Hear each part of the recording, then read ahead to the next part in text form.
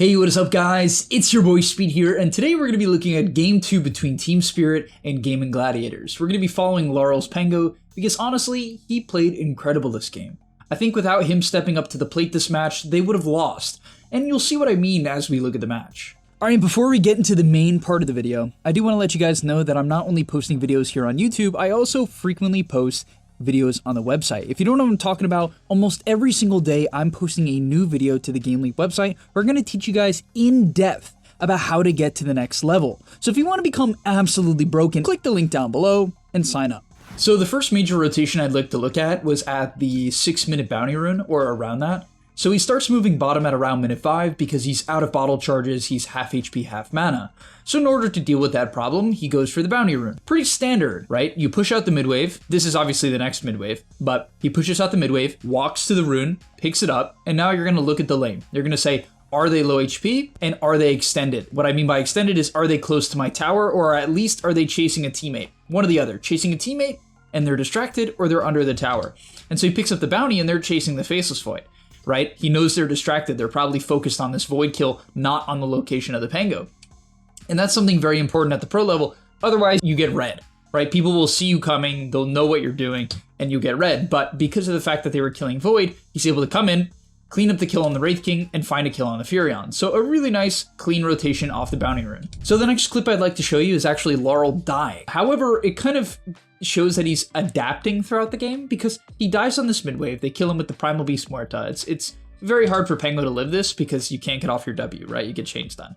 And so you'll see he cancels the W with Quinn's ulti, right? The Pulverize, and just dies to the rotation, right? So really well done from Gaimin. But for the rest of the game, he's going to clear the mid wave much more safely and not die again. So the next minute of gameplay is my favorite minute of gameplay for the entire game. Like, honestly, I think this minute was insanely good from Larl. Like, absurdly good.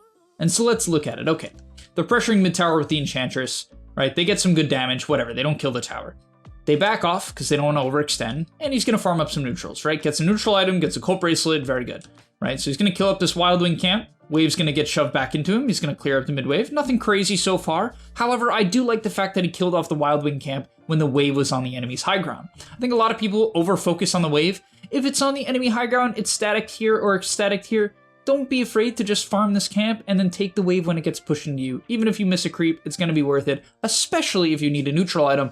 It's really important to farm neutral items, guys. These items are worth 500 to 800 gold in my opinion, on average. On the next mid wave, I like that he clears it in a generally safe way, right? You can see he hits the flag bearer and he's afraid of getting ganked. So he backs up and he just swashes. That W was a bit risky, but you know, he does everything from max range, literally as defensive as possible, and doesn't go for the last melee creep because he was very afraid of, you know, those two heroes killing him off. So what does he do next? He's gonna farm up this camp, and you might be like, okay, Speed, is your favorite clip really him farming? No, this is the best part. All right, he kills off this camp, and because of the fact that he saw the Muerta and the Primal Beast running bottom, and because of the fact that this is Gaimin's like most standard classic play, they make this play almost every game.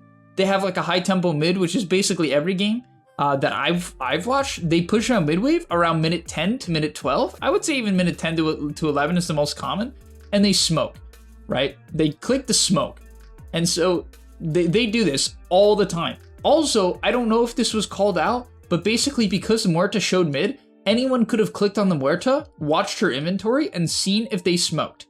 I have a feeling someone called it out. I don't know.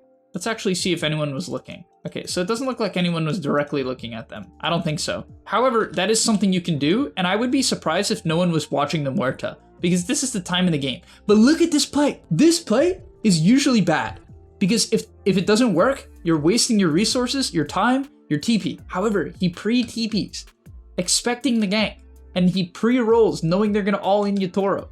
And you know what happens? They all in. Of course it doesn't work because he comes in, he stops the go from the Primal Beast.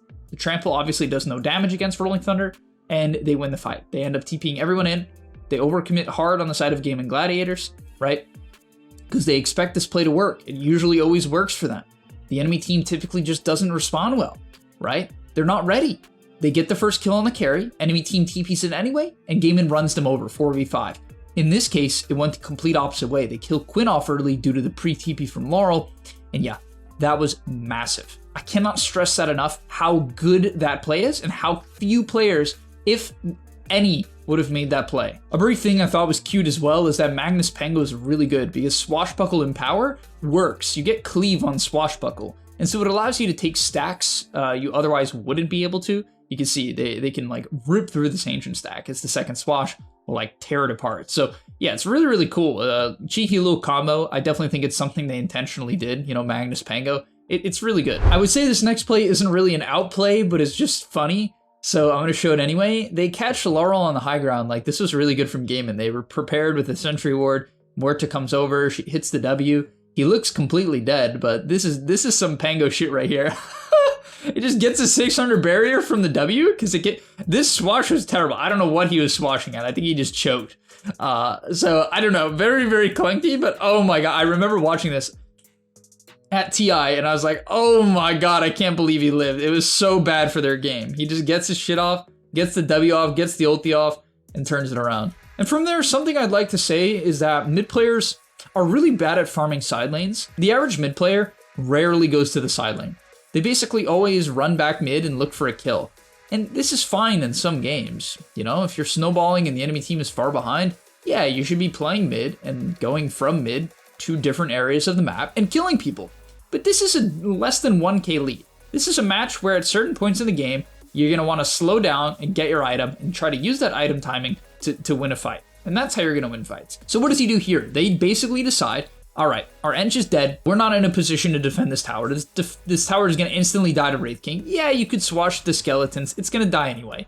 And it's really risky with Ench being dead. They don't have Chrono. They don't have RP. There's no reason to defend this tower. So he doesn't get distracted. And you might be like, oh, Speed, this is obvious. They have no spells and Ench is dead. Of course he shouldn't defend. But a lot of players, I would say most, would defend here because they're the mid laner. They should go mid. That's how people think. That's how people play. Maybe it's not how they think. It's how they play. But he doesn't get distracted. He knows, okay, we don't have cooldowns. I'll just simply go push out and start to flash farm, right? Swashing through the camps here. Very efficient. Clears the wave. Looks to clear the next wave. Clears that out. Takes his camp, and finishes his Lincoln Sphere in a very timely manner. And he's top net worth due to his good decision making here. Not saying you have to be top net worth as the mid. I would say in a lot of games you shouldn't be. You should be enabling your teammates.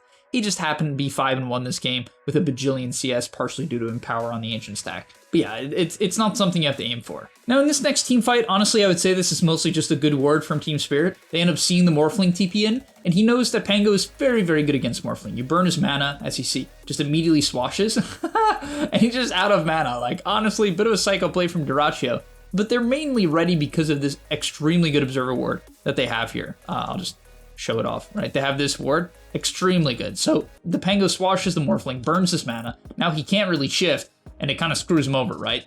If you don't have mana, you can't really shift. He did have Arcane Ring and a small wand, so he was able to shift a good amount here. I think he also got mana booted or Lotus, but yeah, stays on top of him, burns his mana again, and yeah, Larl though, just understanding the matchup, taking him out, the Fusel onto the Wraith King, burning his mana. Thankfully, Ace did buy a shard, I think. No, okay, he just popped this wand at the right time. Ace getting gone on here, and they win this fight as well.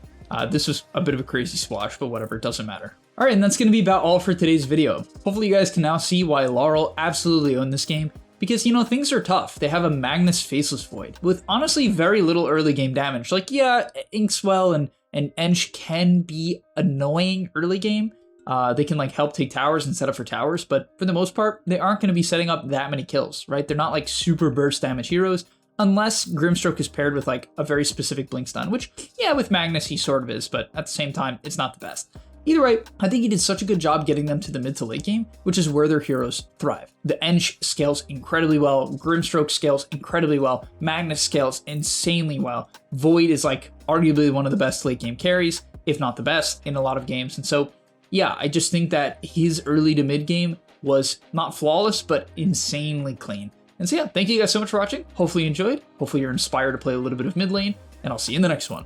Peace. And that's all, but remember, before you leave, come on, before you tune out, subscribe to the GameLeap website where we are going to help you get to the next rank. If you're stuck, click the link down below, and I'm out. Peace.